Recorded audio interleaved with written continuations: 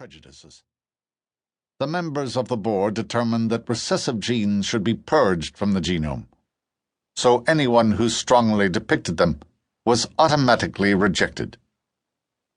Explain recessive genes. In a few words, blonde or red hair and light-colored eyes. These traits are quite admirable, Rhemun replied. Dr. Russell has beautiful coloring. Hansen wouldn't have touched that remark with a pole.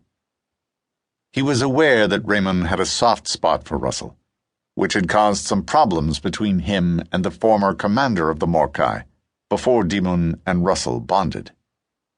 Well, the board makes the final decision, sir, Hansen replied tactfully. May I ask what those 2 rejections have to do with Mallory's current situation? Rhemun asked after a minute, obviously impatient. It puts her in line for reboot if she gets a 3rd black mark on her service record, sir. Reboot, Rhemun scoffed. Hansen frowned. You know about it? Yes, I know about it. He turned away. Was there anything else? Hansen was diverted.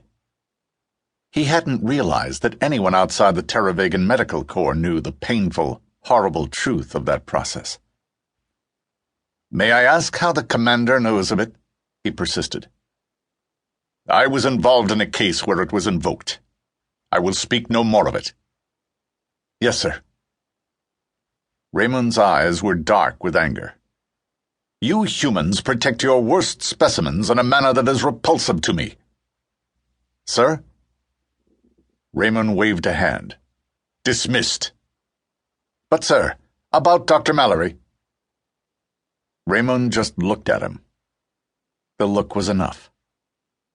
Hansen saluted, turned, and left the room. How did Rhemun know about reboot? Hansen asked himself. And not only that, why was he so dismissive of it if he knew the truth? It disturbed him, but he wasn't going to try the alien's patience by referring to it again. Meanwhile, he'd do what he could for Mallory, which was going to be precious little, he imagined. Edris managed to get herself back together after a fashion, but something inside her would never be the same after her brush with death. She saw the alien face in her mind night and day, saw the horrified expression as life drained suddenly out of him. She slept badly, even with the sedatives. Her mental state made her more likely to make mistakes. When she did, the commander of the Holconcom was always ready to pounce.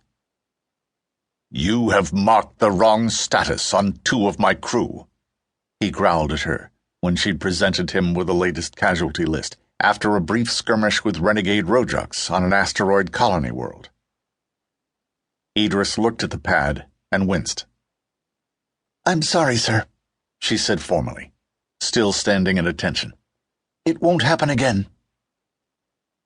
He glared at her. Small, blonde, fair, long, almost platinum-colored hair, tortured into a tight bun on top of her head.